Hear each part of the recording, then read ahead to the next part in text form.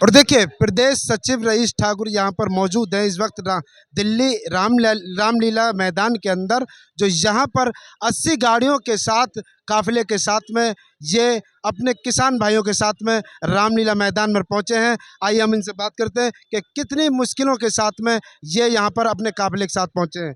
सबसे पहले हमारे चैनल में आपका स्वागत है। क्या नाम है आपका? मेरा नाम रईस ठाकुर है। मैं भारतीय किसान यूनियन टिकैत से प्रदेश सचिव हूँ।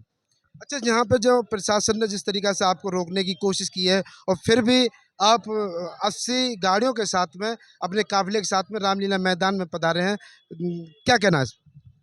नहीं, हमको इन्होंने सुबह 6 बजे नज़रबंद कर लिया था, हाउस अरेस्ट कर लिया था गांव में ही। उसके बाद एक के ऊपर एक इनकी 9-10 गाड़ियां मेरे घर पे रास्ते में रास्ता जाम कर दिया इन्होंने कि इधर से निकल ना पाएँ। लेकिन हम भी संगठन में 14 साल से काम कर रहे हैं। हमने पिछले रास्ते से अपनी सारी गाड़ियाँ निकाल के हाईवे पे चढ़ा दी। वहाँ से हम खाली सिर्फ 3-4 गाड़ी लेके हाईवे पे आए, जहाँ हमारी सारी गाड़ियाँ खड़ी थी। क्या फोर्स की ताकत दिखाते हैं हमें, देख लिया आज हमने कैसे रोक पाते हैं हमें। हम अपने किसान भाइयों के साथ हैं, थे और आगे आने वाले भविष्य में कंधे से कंधा मिला के उनके साथ रहेंगे। अब की बार मोदी जी कह रहे हैं अब की बार 400 पार, क्या कहना है? नहीं, अगर उन्होंने पहले ही आकलन कर लिया कि 400 के पार हैं तो इलेक्शन कराने की जरूरत ही नहीं है भाई। फिर तो वो जीते हुए क्यों देश का पैसा बर्बाद कर रहे हैं? फिर तो वो एक ऐलान कर दें कि जी हम जीते हुए हैं, प्रधानमंत्री हमारा बन गया।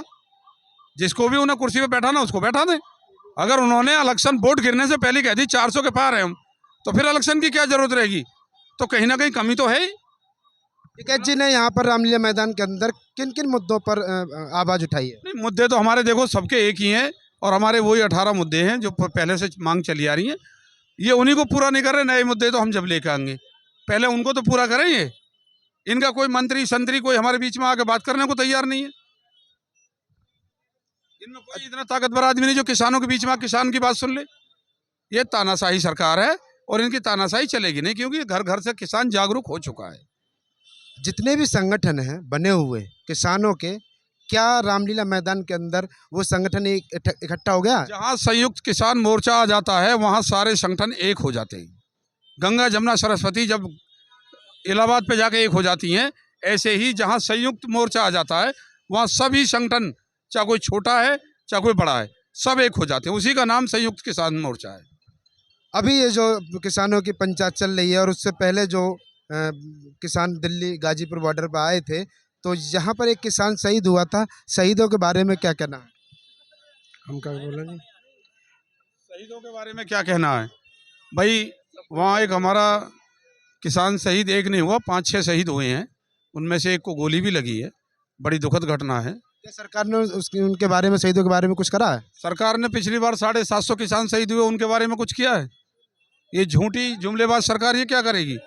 पूरे देश को इन्होंने झूठ बोला कि 15-15 लाख देंगे, दिए हैं? पूरे देश को झूठ बोला इन्होंने कि काला धन खींच के लाएंगे, लाए कहीं से, और इन्होंने विदेश और भगा दिए जो इनके यार रिश्तेदार है। जी, क्या कहना है जो यहाँ पर मोदी जी नारे देते हैं कि अब की बार 400 के पार, क्या कहना? मोदी जी नारे दे रहे हैं तो अपनी सरकार उनकी पूरी बन गई होगी, इसलिए नारा दे रहे हैं। उनकी सोची समझी रणनीति है, पहले से ही बनाते हुए आए हैं वो। इसलिए जब सरकार बनी गई है, 400 के पार है, तो फिर इलेक्शन होने की जरूरत नहीं है।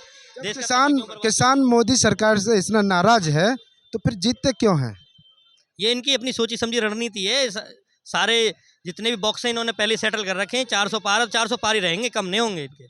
क्यों कि सरकार तो इन्होंने बना रखी है पहले। जीतते इसलिए इनके एक मंत्री ने खुले मंच से एक ऐलान किया था कि अब की बार कोई वोट दे ना दे, लेकिन प्रधानमंत्री नरेंद्र मोदी होंगे। तो इन्हें वोट आदमी से नहीं चाहिए, इन्हें वोट चाहिए ईवीएम से। और इस बार ईवीएम से हम वोट डलने नहीं देंगे किसी कीमत को। क्या बाबा ईवीएम के जब चुनाव बोर्ड के अधिकारी इस्तीफा दे देगा या इनसे नाराज हो गए तो कितनी बड़ी गंदगी होगी इनके अंदर, कितनी बड़ी गंदगी होगी। मान लिया आप इनकी से नीति से खिलाफ हो गए, छोड़ दो इस काम को, ये काम अच्छा नहीं हो रहा, तो कितनी बुरी गंदगी होगी इन लोगों की। क्या आप ईवीएम मशीन से चुनाव कराने के पक्ष में हो या नहीं? नहीं, ये तो जहाँ ये ईवीएम बनी वही पक्ष में नहीं, उन्होंने छोड़ दिया। तो हम क्यों होंगे? इसमें घोटाला चलता है, जैसे झूठ बोलते हैं ना। 15 करोड़ रुपए के बहने भाइयों दिया ना कभी किसी कुछ। 5-5, 20-20 किलोमीटर में टोल लगा दिया, देश लूट के घेर दिया इन्होंने।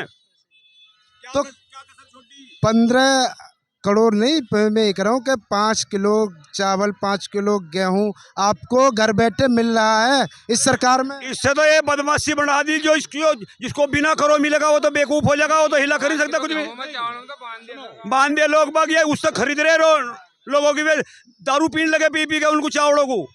हमें काम करने के पैसे मिलने चाहिए। उज्ज्वल योजना दी है, उज्ज्वल योजना नहीं, हम इनके घर जा रहे हैं, 5 किलो चावल 5 किलो गेहूं लेना, हमारे तो खेत में बतेरा हो जाए, हमारे घर आके देंगे, भला कोई हमें दान में दे और हम ना लें, ऐसा कैसे हो सके, ऐसा कैसे हो सके।